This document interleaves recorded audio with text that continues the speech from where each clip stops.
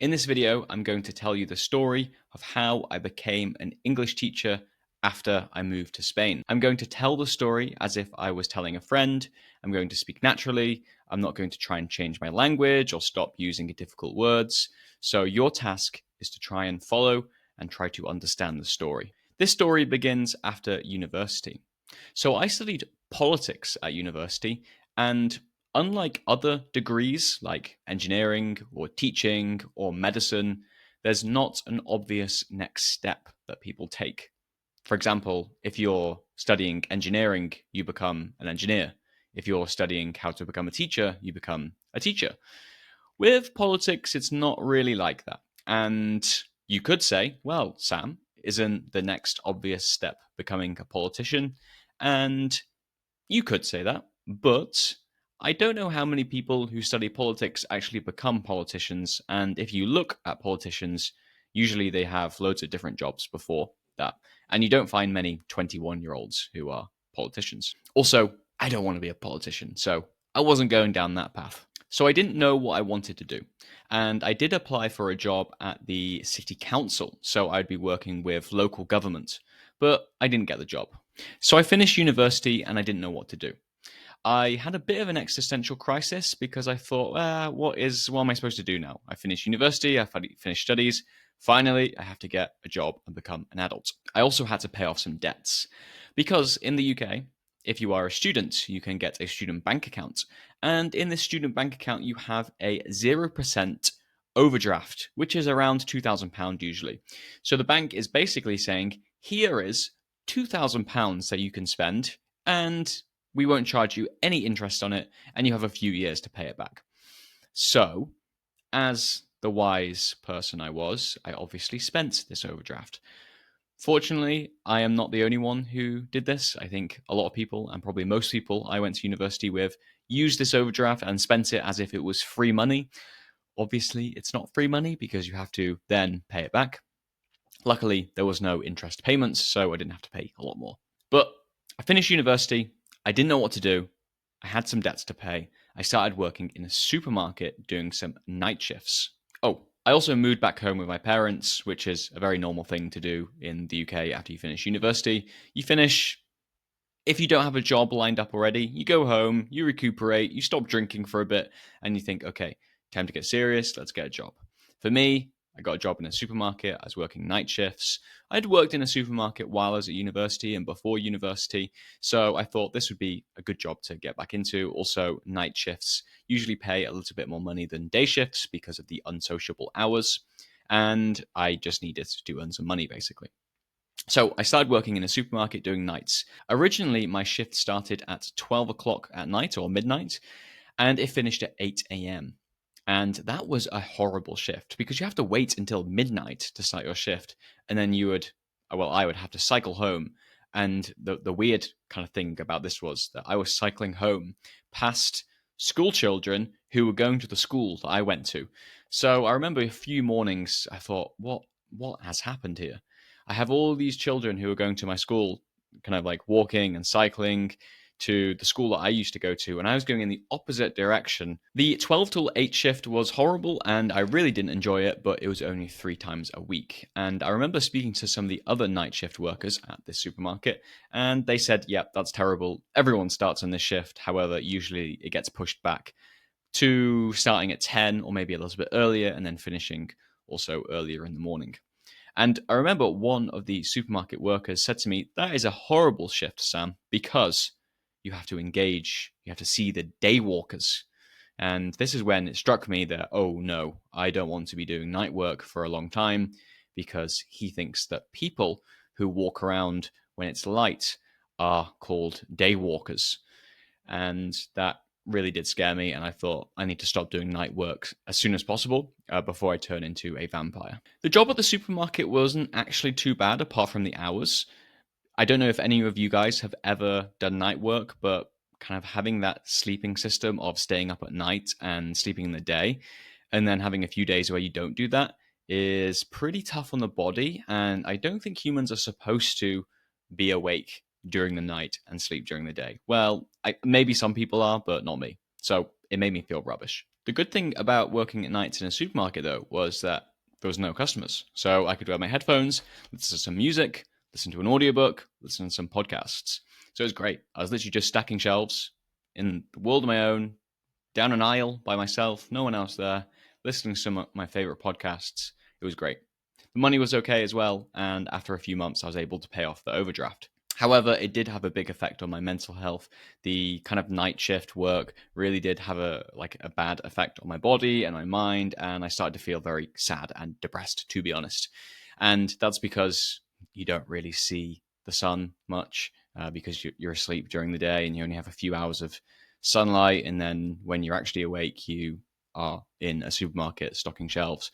So some people can tolerate it. I couldn't. Some people had been doing it years. I couldn't. And I needed a big, big change. So I contacted my old university and I said, okay, I'm looking for a job and I want something interesting and exciting. I want to work abroad in a different country. So I organized a meeting with the university of how can I move and live in a different country. And they said, Sam, the best way you can do this is by teaching English. So I did a little bit of research and I saw the countries where teaching English is possible for British people. And it looked like there was lots of opportunities in Asia, for example, in Vietnam or Thailand, places like this.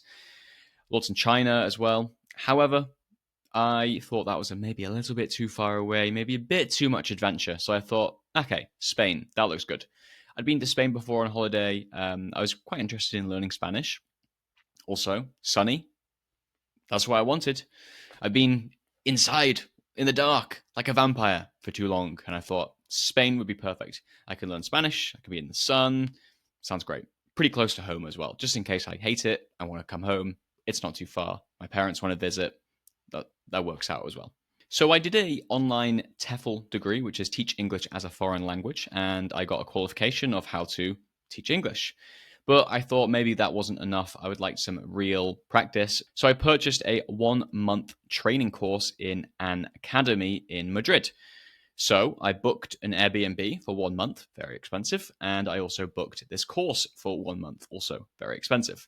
However, in that time, it was the perfect opportunity for me because it allowed me to move to Spain, get used to my bearings and kind of work out where things are, how things work in this country. And then also I had something to do every day, which was go to the academy, learn how to teach English. I also got some real practice at the end of teaching English as well to some students. I also learned English grammar again.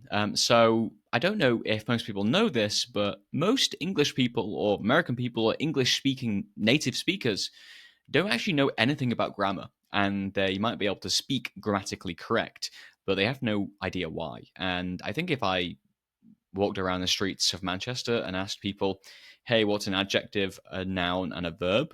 Some people would probably get it wrong. And if I asked them how many tenses there were, they would probably say three. And they would say the past, the present, and the future.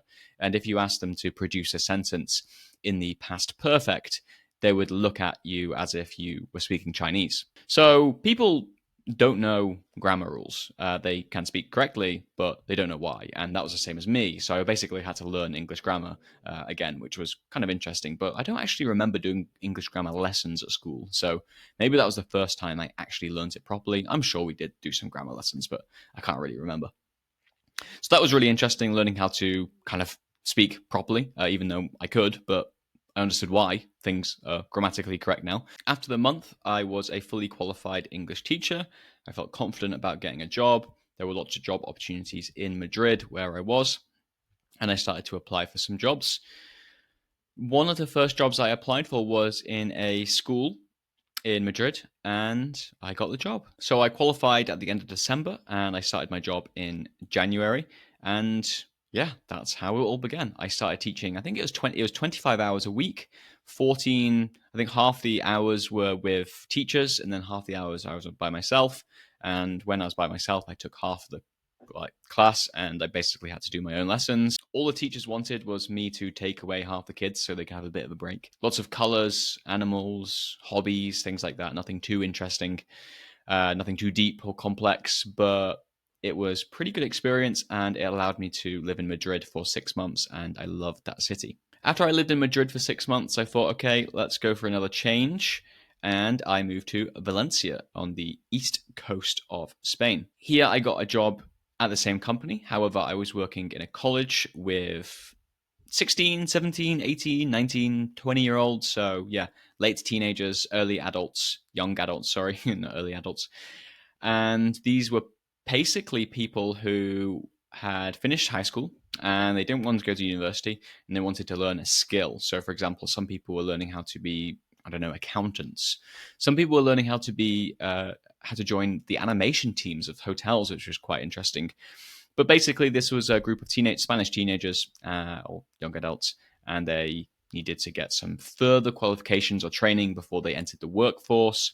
This was a little bit more interesting because I was speaking with adults, and you can have a lot more interesting conversations in English when you're speaking to an adult rather than an 8-year-old. But yeah, this was interesting. I did this for a year or so, maybe just maybe a bit less than a year. But that's when COVID happened and I stopped going to the school. They continued paying me, which was very nice because I didn't actually have to do anything, but that was great. But that's when I started teaching online, and that is where everything kind of changed. And I started teaching online to private students using the Preply platform. After I moved home, I moved back to the UK and I started doing a master's degree in politics part-time. I continued teaching part-time as well. And then after I finished my master's degree in politics, I thought, maybe let's use my degrees in politics to actually get a job related to politics. However, I thought, do you know what? I really enjoy my job as an English teacher and kind of working privately with adults and focusing on speaking skills and conversation and having really interesting conversations in English. So I thought, why don't I take this a little bit more seriously and try and turn this into some type of business? I had been a teacher for a few years at this point, so I had a lot of experience. I taught so many people and helped loads of people improve their English. So I thought, I'm pretty good at this. I enjoy it. And let's take this a little bit more seriously.